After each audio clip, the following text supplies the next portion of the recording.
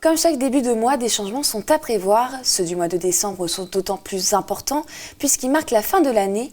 Parmi les principaux changements en ce 1er décembre, on retrouve différentes aides financières, dont une qui sera versée pour la première fois. Et pour nous en parler, nous accueillons notre journaliste Brigitte Maestrassi. Bonjour Brigitte. Bonsoir Agathe. Effectivement, une nouvelle aide sera versée dès le mois de décembre. Son nom, l'aide d'urgence aux personnes victimes de violences conjugales. Toute personne subissant des violences de la part de son conjoint ou de son ex-conjoint et ayant soit porté plainte, soit une ordonnance de protection ou un signalement auprès du procureur de la République dans les 12 derniers mois pourra en faire la demande.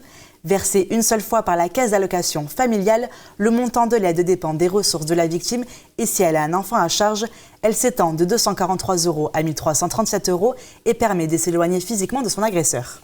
Et en plus de cette nouvelle aide, une prime exceptionnelle de fin d'année va également être versée par la caisse d'allocation familiale. En effet, depuis 1998, cette aide, plus connue sous le nom de prime de Noël, est perçue automatiquement le 15 décembre. Sont concernés ceux qui bénéficient déjà soit du revenu de solidarité active, soit de l'allocation de solidarité spécifique ou de l'allocation équivalent retraite. Chaque année, elle est versée à plus de 2 millions de Français. Son montant de base est de 152 € pour une personne vivant seule et elle peut monter jusqu'à 518 € pour une famille de 7. Et le mois de décembre marque aussi la fin de certaines aides. En effet, si vous souhaitez acheter un nouveau vélo, vous avez jusqu'au 31 décembre pour bénéficier de la prime à la conversion. Cette aide pouvant aller jusqu'à 2 000 € dépend de votre revenu d'imposition ou du type de vélo que vous achetez. Pour la recevoir, il vous suffit de faire la demande sur le site de la prime à la conversion.gouv.fr.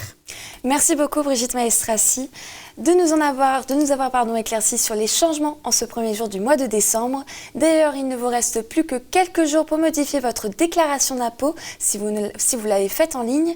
Et pour cela, il vous suffit de vous rendre dans votre espace personnel sur le site de la Direction générale des finances publiques.